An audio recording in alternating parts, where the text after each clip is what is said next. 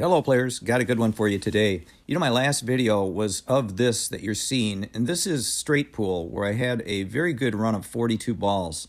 Now one of my commenters said that my table speed looked slow, but I had sped up the video to just shorten it so that I could do a voiceover for you guys. So in editing my video in time-lapse mode at 2 and 4 times speed, the table did actually look slow. And this is common for time-lapse. And because of that comment, I decided to remake the video and let it run in real time as I shoot. Now you'll see I'm moving around quickly here between shots, and that's just to speed up this video a bit. But I also wanted to cover some of the shots that I'm selecting here and what I'm thinking as I go through this. Notice there that I drew the cue ball. I got a little bit straight on that ball into the corner, but I had a little angle where I could draw back into the stack. I want to point this out to those of you who are new to straight pool. When you're going back into the stack, you want to make sure you have what's called an insurance ball. A ball that's close to a pocket, possibly. One that's easy to make should you get stuck in the stack. So you have to have a good look at the next shot. So don't just run into the stack and just hope that you're going to break them out and have a shot, because that may not happen. And here I chose to execute another breakout as I had a good angle, and I knew the ball that I would be contacting would most likely end up somewhere near the middle of the table for a shot. As predicted, that ball did go towards center table, but I want to freeze it here and talk about developing a breakout ball. In studying the cluster in the center table, I noticed that I could pocket one of the yellows in the side pocket and have an angle to rub one of the other yellows into position as a breakout ball. And as you can see, my breakout ball is now perfectly positioned. Another thing I would like to say is always take advantage of a situation. Here I was able to roll up on this far ball up table to take it out. As the rack develops and we get late in the rack, it's a good time to take out any balls that are up table. So now it's time to assess the problem that I see in the center of the table, where there are 3 balls that are sort of clustered together.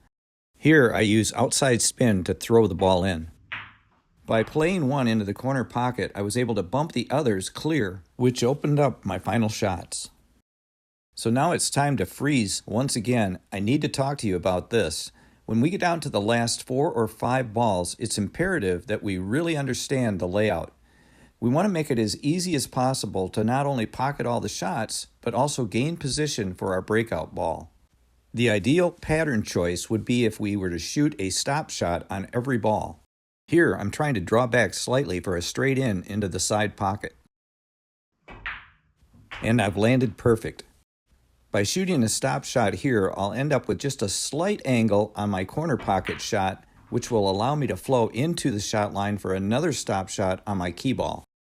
It's super important to visualize these patterns once we get to the last 4 or 5 balls when we are at the end pattern. And here, just a double check to make sure the stop shot puts me right on position. And now I'm set up for my next break shot. As I set up my next rack, I want to mention this. When Tony Robles, my friend that's a pool pro, came to Michigan, I marveled at how quickly he could visualize the last pattern of every layout. So now I'm going to break, and I'm going to look at cue ball last for accuracy. And you can see that I've drawn my cue ball too much back up table. Now I did get lucky in that it rebounded down table, but we do not want to hit the rack as hard as I did there. As a total rookie at straight pool, I'm still learning how to break racks. So in choosing to make the shot that I just did, notice that I hit at a very gentle speed. My initial idea was to shoot this ball up in the corner, but I noticed that I could shoot a ball into the side pocket while drawing back into one of the balls that's clustered. It's important to recognize and take advantage of situations such as this. Now I have a couple of choices, but I really want to study this rack, and I noticed that I can take out this ball and get good shape over to the red. And once again, as I study the rack, I can see that I can go one cushion and try to play towards center table. Now, you'll notice here that I run a little bit long when I make this shot.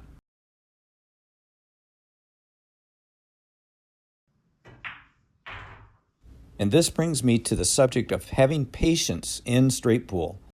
When there are still many balls on the table, We can manufacture another angle by just having patience to shoot another ball and gain better position. And here, I've now got the angle that I desire.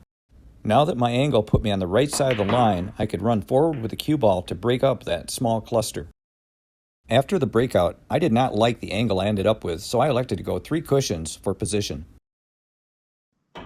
With the upper table being open, this reminded me of a 9-ball shot. And here's another time that I need to freeze. Now take a look at the 2 shots that I have here. I could pocket the one to the right, or I can pocket the one to the left. I elect to go with the one on the left because that takes me into that small cluster and pushes it away from the other ball that's near the corner pocket. Always be careful not to shove balls into problem areas. By pushing the balls to that ball that's near the corner pocket, that could create a cluster in that corner. So the higher percentage in this case is to shove the balls to the right side of the table. Another thing that I visualize is by hitting those 3 balls, they'll stay beneath that breakout ball.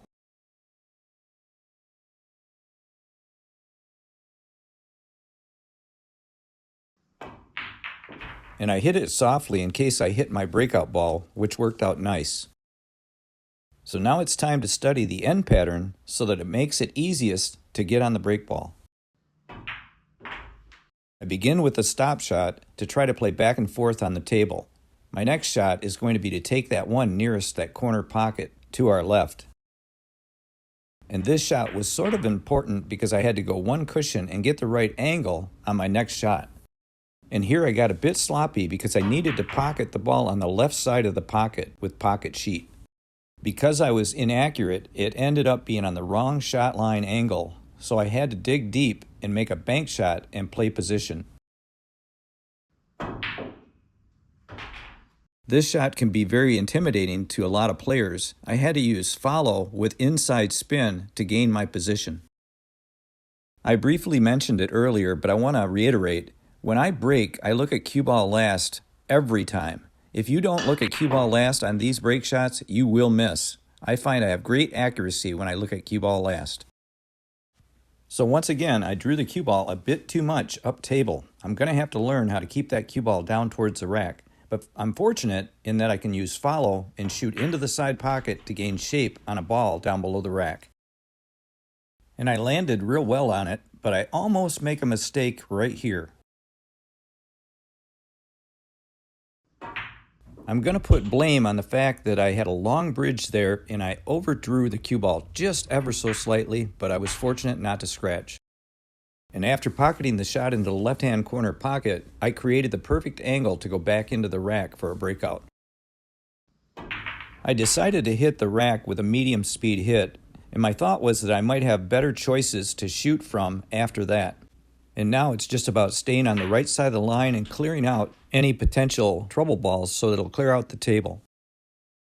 And right here, I'm picking out my breakout ball.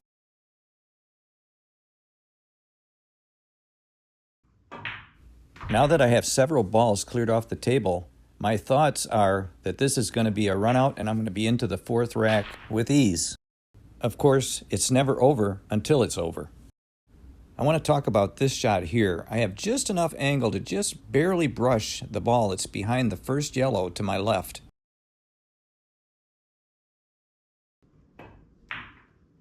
And with follow, I ended up with a really nice look up into the far corner pocket.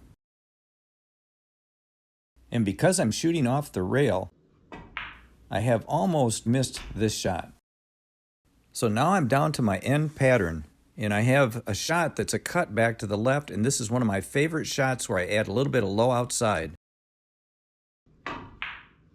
And as the cue ball drifts across table, I get a little bit too much angle on the shot down the rail. And you may recall me talking about having patience. Well, because of that, I elect to go with another shot so that I can get a better angle on the ball that's down that rail. Although not perfect, it's good enough. Now I can just go with some inside top follow and come around my key ball to have a nice angle to come back to the breakout ball. So here's how I ended my run.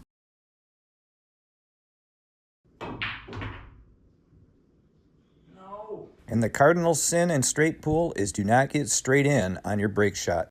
So please do me a favor, everyone, and hit that like and share this video. Please share it because it helps build the channel and I need your help. Also, check out my website, ronthepoolstudent.com, and please pick up some merch to help support the channel.